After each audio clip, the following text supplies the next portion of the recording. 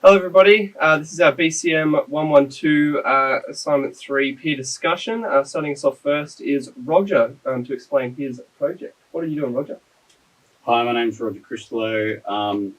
For my DA, I've created a YouTube channel called Beyond Adventures. I'm currently in the process of recreating that content into something completely different. I've decided to go with a nostalgic TV show type YouTube channel, which will discuss a segment called Couch Time. I'm going to change the title from Couch Time to something else. It was meant to be a smaller segment of the original DA project, and I've changed it to specifically look at the Couch Time segment, where I'm going to be doing episodes on gaming, TV series, movies, anime, and have a discussion about those different entertainment. How long, is this like long form content, like you just want it to be like YouTube videos longer?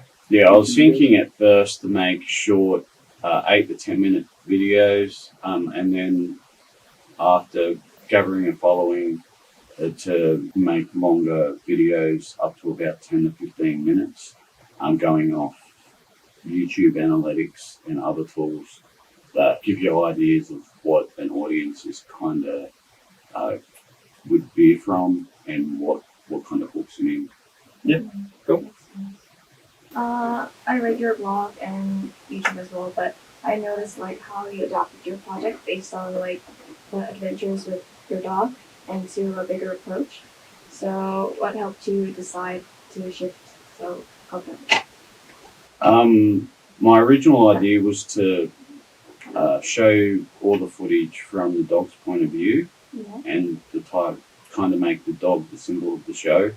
And now I've decided to gravitate in a different area where that seems now to be unrealistic. After that approach I took to see how it would go, so I've decided to just change the concept entirely, but to also keep my dog in it and his little adventures, but to kind of make it a smaller segment of the channel. Thanks, Roger.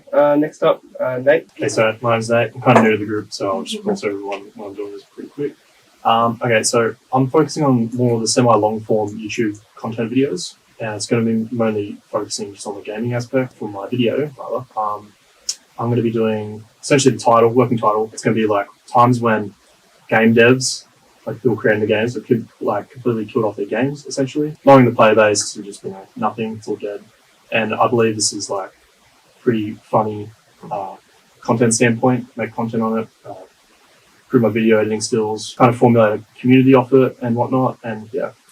And the semi-long form content was roughly 10 to 15 minutes, maybe even 20 minutes. And yeah. So you always like stuck with the long form. Have you ever considered short form content to try and reel in new viewers, like for Instagram and TikTok and stuff?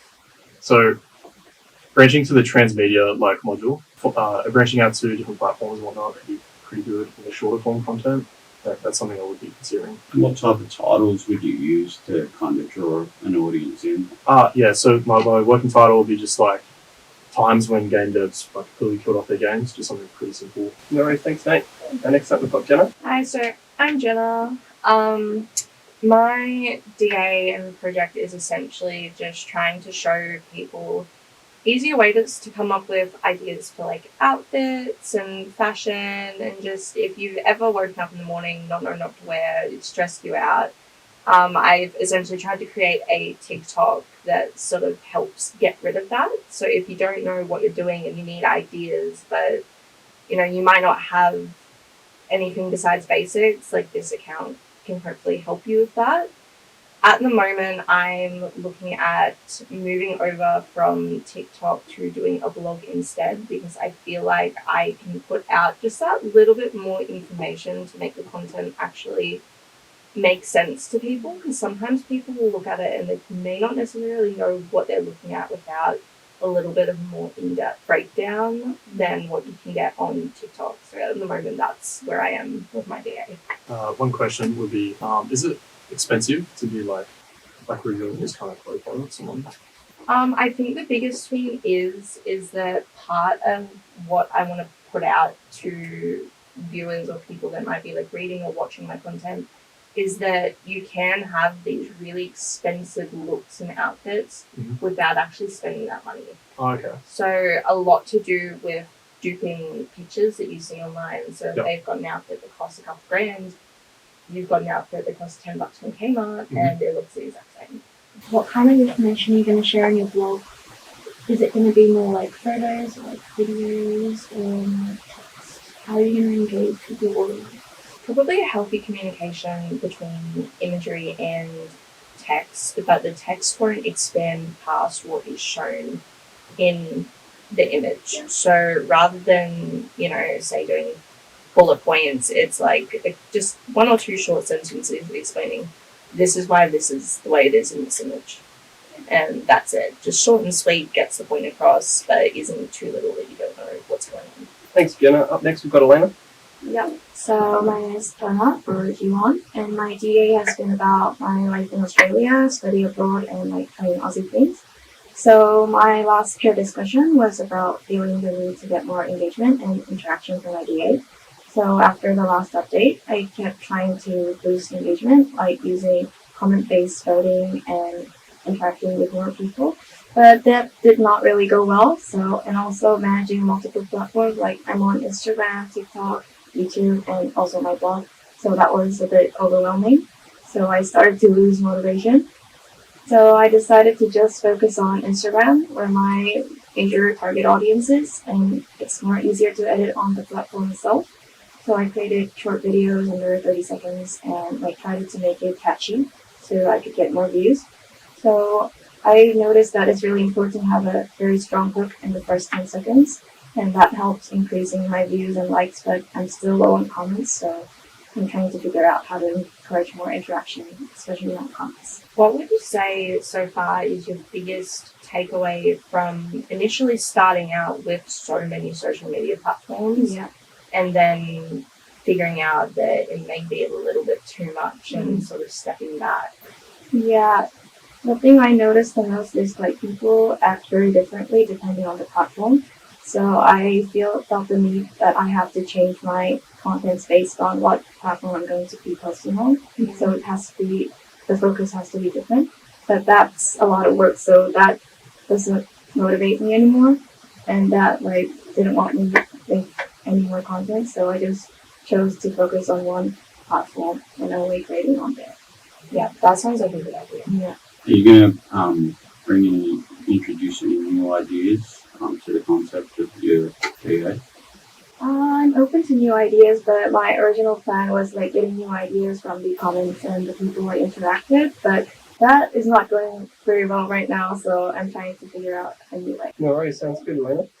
Next up, we have Georgia. So, my name is Georgia, and my project is looking about inspiring fashion and looking at like how different trends are perceived on social media. I've named my project Wardrobe Patterns, and I started with a Pinterest account. And since last time we had our last peer discussion, I was looking at making a TikTok account. I have started my TikTok account, and I haven't been too consistent, which I think is a major issue with gaining a lot of like engagement. But yeah, I've been using social media to create like an online community, especially with like looking at different trends that can be very like particular and niche. And yeah, there's been challenges with Pinterest, so hopefully I've been doing well with TikTok so far. It's just hitting the right spot with like the audience. But yeah. I think what's really impressive about your DA was that I saw that you were very consistent about posting your content. And there are like a lot of TikToks and Pinterest posts compared to my one. And also I'm curious about how you approach engagement on Pinterest, because I've only used Pinterest like as a user, but not from, I've never considered the creator's POV. So I want to know what strategies did you use to encourage interaction on Pinterest? Yeah, well, with Pinterest, when you have a business account, you have like a different side of looking at the analytics. Because I haven't experienced that before, because I've been using Pinterest for years as like just a user. But I've just been trying to engage by like commenting on like other people's like pins, being like, oh, like where's this from, and just like trying to like follow people, like people that follow me, I follow them back, and then like I also. Same with TikTok, like interacting with other people, so they interact with me. But yeah, it's been interesting. And like with engagement, like I'll go through like a week and I'll like post like 4 in like 1 week or like in a day, but then I haven't posted in like 2 weeks. So like it's So like, do you get like burned out easily? yeah, like it's tiring, like trying to figure out like what to post. Like I've been using like AI, like ChatGPT, like what should I post? And like sometimes it comes up with stuff, but also like I'll be scrolling and like it's hard to not get stuck in scrolling. But Yeah. All right, thanks, Georgia. Next up, we have Lily. So I'm Lily, and I've been working through an introduction to 3D modeling through Blender, because I wanted like my end goal to create like little avatars, stuff that you'd see, like avatars that you see like in VR chat and stuff.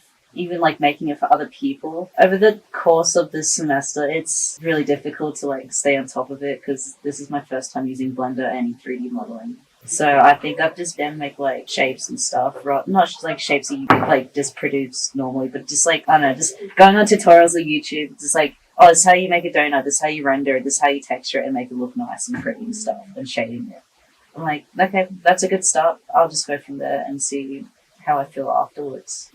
So how are you tracking along? I think you said last time you were doing a vlog to like track the progress. How's that going? Yeah, like since I've been bloody busy, like I haven't made so much progress as I wish to, but every time I do make progress, I do track it, like screenshot. Like the blog is to screenshot it.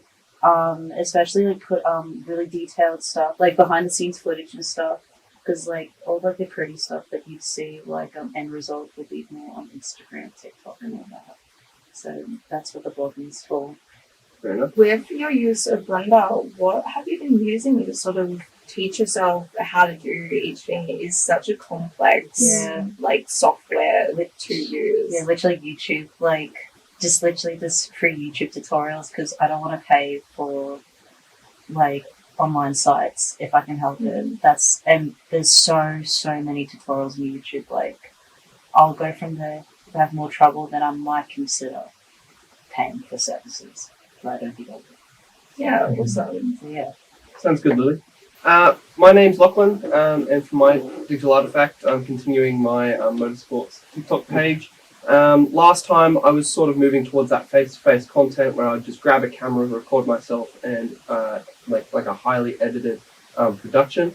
But since then, I've had a race weekend and multiple like sim races, and I've sort of shifted my content to more like very short form, like under 20 seconds, trying to make it like just a singular highlight, just bang, bang, bang. So I have lots of content, I can just spit them out. And as a perfectionist, I'm never happy with the content that I make. But I just had to bite the bullet and just post anything, just see if it sticks, trying different kinds of top content, humorous content, dramatic content, even a comparative content between like real life and the sim, like, just different kinds of content, just seeing what I can throw at the wall and seeing what sticks really is what I've been doing over the last couple of weeks. With your TikTok, I know with mine, I've like been looking at. You can look online as like when users lose engagement, like in your videos. Have you noticed that if you've looked at it or not, that your short videos have been doing better, or are they the same as your longer ones? Like just engagement. Well, a long-term metric that I've been using is the retention rate, and an initial goal of mine was to retain 10% of viewers past 10 seconds, and I really feel the short content that only lasts like 15, 20 seconds, it really does have an impact on that number. I'm seeing numbers upwards of about 30 or 40% watching the whole video, which is really great for the algorithm on TikTok, and it really pushes the video to more viewers and just gets more like participation and engagement from the audience. So just a quick and boring question, but what would you say the biggest challenges with your kind of thing that you're doing? Because it's kind of like your hobby, right? Yeah. You just posting content about The it. biggest challenge is the fact that the races are only, like the karting races are only once every month or so. So Okay. the challenge is the content that I get at that specific weekend, I have to You can't use post like that. daily content. Yeah, It's more- I have to more use weekly, that. monthly. Yeah, exactly. I have to use that in the long term and try and come up with new ways to phrase that content in a new light to make it like relatable for an audience. So when I first made the account, the issues I was having was I'd post a video, it would do semi-decent, and then I'd wait like a month before I'd post my next video, and that's really not sustainable in the long term. Yeah. Hello everybody, we're going to talk about the modules that most link to most of our digital artifacts. First up, we have participatory culture. So participatory culture, I know in my digital artifact, it's a massive issue because a lot of people, they view, they don't like, they don't do anything. But I've just been experimenting with a couple of different ways to try and farm that engagement. What I found is that my content needs to be unique but follow a proven structure.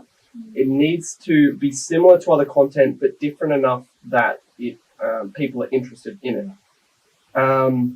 And trying to prompt people at the end of videos to say something like, oh, what's your favorite this? What are your predictions for this? So that people, they just feel naturally like obligated to go down to the comments, leave a comment and give feedback or whatever, you know? Have you guys been having similar issues? I find that my biggest issue at the moment tends to be that trends are so subjective while being the same at the same time. Like with participatory culture, like it works with trends in a way that trends are like an amalgamation of just the same thing in slightly different versions that just gets further and further and further out until a trend goes away for a couple of years. But it's putting it together in a way that people on the internet, which I feel like is a problem on every platform, where they don't go, oh my god, that's not right.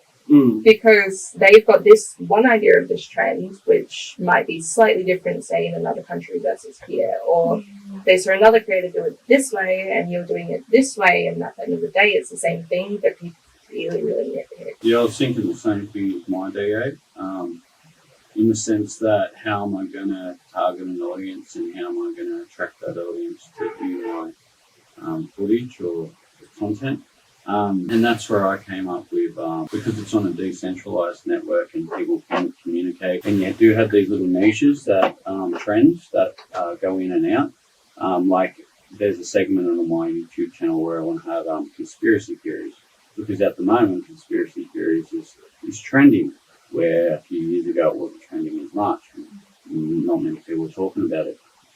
So in relation to what's happening in contemporary times and that, I decided to go down that road to try and target an audience and experiment with it and see how it goes. Yeah, getting people to engage more wasn't really easy for me, so I tried that voting in the comments, like you did, so they can just move straight to the comments and vote after they're watching the video.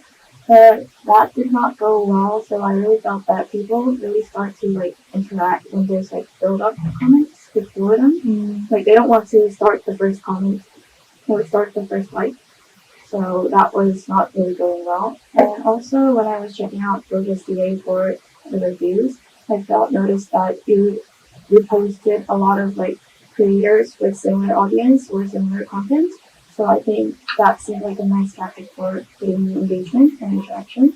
Because like there's no pressure that you need to make content to do that. And also you can just get to know what your target audience is liking and engaging on.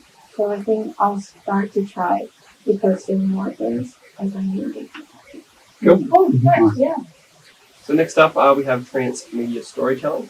Yeah, so for this, it's really important, really important to get all sorts of different engagement viewers and stuff, because not everyone on my blog, compared to Instagram or TikTok, not everyone wants to see like the technicality, because that's boring. That's what the blog's for. It's for like behind the scenes technicality.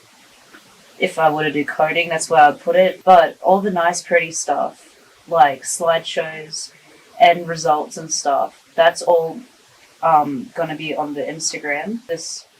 That gets way more engagement than a blog does. And if I so wish to want to put like time lapses, that's what TikTok would be for, because it's perfect. Yeah, it's perfect. So For me, transmedia storytelling, I'm trying to make sure that my like TikTok is like giving an overall message, like conveying what I want to my audience, my building like a community.